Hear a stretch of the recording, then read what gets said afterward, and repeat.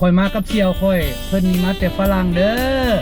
อันนี้บักต้อยบักหัวโล้นนี่มันมาแต่อเมริกา นั่นไม่เสี่ยวคอยอยู่ทั้งหลังนั้นบ่มาเมืองลาวล่ะเกิดอยู่นี่ล่ะใหญ่อยู่นี่ล่ะ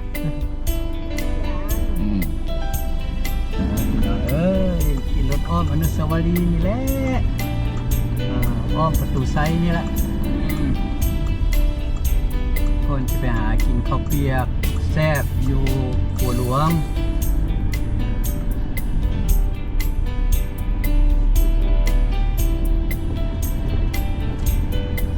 สมัยคอยเป็นบ้าไปขี่รถมาแถวนี้แล้วรถจับคอยเจิดไส้เจิดหัวอยู่แถวนี้แหละมาบันนี้ครับรถมาอ้อมอยู่นี่กับบาทเจ้าของเท่าแล้วมาสมัยที่ก็เป็นมักทิโกน้อยมาบันนี้เป็นบักเขา บ้านเก่าเมืองเดิมเป็นยังว่างามอยู่คือเก่าพวกเขาเมื่อนี้เซียวกับเมเซียวมากินข้าวอยู่